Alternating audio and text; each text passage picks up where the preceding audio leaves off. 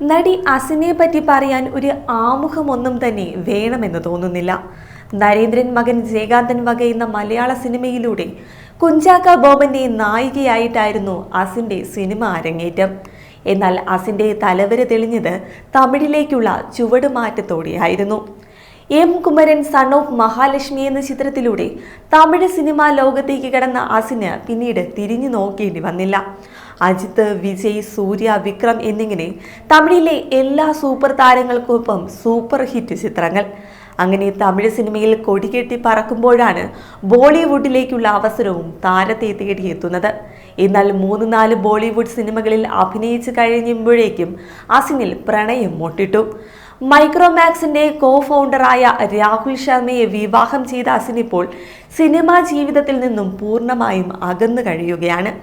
Social മീഡിയയിൽ ആക്റ്റീവാണെങ്കിൽ പോലും തന്റെ ഒരു ഫോട്ടോ പോലും അസിൻ പങ്കിടാറില്ല. അതിനിടയിൽ ഇപ്പോഴിതാ അസിനെ തമിഴ് സിനിമാ ലോകത്ത് ബാൻ ചെയ്തത് എന്തിനായിരുന്നുവെന്ന് വീണ്ടും ചർച്ചയാവുകയാണ്. ഗായിക ചിന്മയിയെ തമിഴ് സിനിമയിൽ നിന്ന് 7 വർഷത്തോളം ബാൻ ചെയ്തത് എന്തിനായിരുന്നുവെന്ന ചർച്ച കൊടുമ്പിരി കൊണ്ടിരിക്കുകയാണ്. അതിനിടയിലാണ് അസിന്റെ ബാനും ചർച്ചയാകുന്നത്. മീറ്റു ആരോപണം ഉന്നയിച്ചതിന് പിന്നാലെയായിരുന്നു യൂണിയനിൽ 250 രൂപ അടയ്ക്കാത്തതിനെ തുടർന്ന് ചിന്മയിയെ ബാൻ ചെയ്യുന്നുവെന്ന വിശദീകരണം വന്നത്. എന്നാൽ അസിനെ ബാൻ ചെയ്തത് മറ്റൊരു കാര്യത്തിനായിരുന്നു. ശ്രീലങ്കയിൽ തമിഴ് വംശജർക്ക് നേരെ വ്യാപക ആക്രമണങ്ങൾ നടന്ന പശ്ചാത്തലത്തിൽ ശ്രീലങ്കയിൽ സിനിമാ ചിത്രീകരണം വേണ്ടെന്ന് സൗത്ത് ഇന്ത്യൻ സിനിമ അസോസിയേഷൻ തീരുമാനിച്ചിരുന്നു. എന്നാൽ ഇത് ധിക്കരിച്ച് 2010 റെഡ്ഡി എന്ന ബോളിവുഡ് ചിത്രത്തിന്റെ ഷൂട്ടിങ്ങിനായി അസിൻ അവിടേക്ക് പോയി. സൽമാൻ ഖാനൊപ്പം അഭിനയിച്ച റെഡ്ഡി എന്ന ചിത്രത്തിലെ ചെറിയൊരു പോർഷൻ ശ്രീലങ്കയിൽ വെച്ച് ചിത്രീകരിച്ചതിന് പിന്നാലെയാണ് അസിനെ ബാൻ ചെയ്യുന്നത്. അതുമാത്രമല്ല, 2010 ശ്രീലങ്കയിൽ വെച്ച് നടന്ന IIFAയിൽ പങ്കെടുക്കരുതെന്നും സൗത്ത് ഇന്ത്യൻ സിനിമ ഇൻഡസ്ട്രി പറഞ്ഞിരുന്നു. എന്നാൽ അസിൻ അതും അനുസരിച്ചില്ല.